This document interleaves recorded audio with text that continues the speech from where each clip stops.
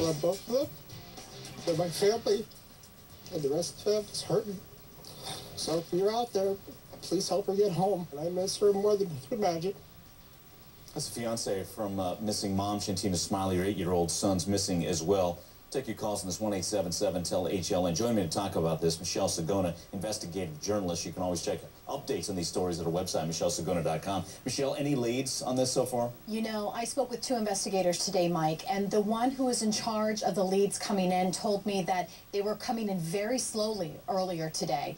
So that was around 2:30 this afternoon. Hopefully they've picked up since then. Investigators do have divers in the water. They said as soon as the tide went out a little later on this afternoon, along with helicopters, they're going door to door. They're pulling bank statements and also cell phone records in this case. Okay, Steve Rogers with us as well, Detective Lieutenant, Nutley, New Jersey Police Department.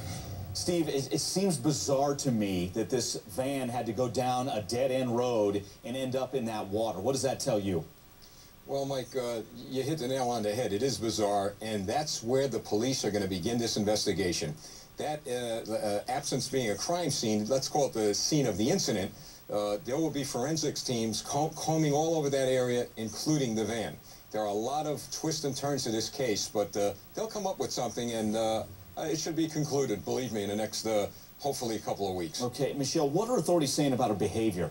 Because that seems odd as well, that she's lost. She buys a meal, they don't eat it. What are they saying about that? Well, Lieutenant Mealy said that when she did stop at the diner, it was about 9:08 p.m. on Saturday. She went inside, she ordered a corn dog. Now, this is a diner. This is a place where you go in and actually sit down and have a meal. So there's not a carryout section there. They thought that was odd to begin with. And then after Shantina ordered the corn dog, she walked back outside without the corn dog, evidently trips in the parking lot, gets back into the van with her son, and they take off. At that point, they stop off at another store, which is way out of the way from where she was heading up to the Castle Rock area. At 9:55, there's more surveillance of her in that parking lot, and then she leaves from there, and then that's when she ends up at the home a little after 10 p.m. asking for help. Okay, and that guy just gave her the directions to get back to Interstate 5, right? Evidently, they gave her son a piece of pizza, they gave her directions, and when she left the house, she went in the wrong direction, about 5 miles away from that home, and ended up on the beach. And what Lieutenant Mealy had told me earlier today was that when she pulled out onto the private beach, it's like she made a U-turn, like she was coming back out. That's when she got stuck. Her credit card, her license, other personal information was inside the van, but her purse is gone. Steve, as an investigator, where do you go from here? Just a lot of holes in this, seems. Oh, there sure is. Like I said before, Mike, a forensics team is going to go over that van in that area, but we got to start at ground zero. They're going to be speaking to the fiancé.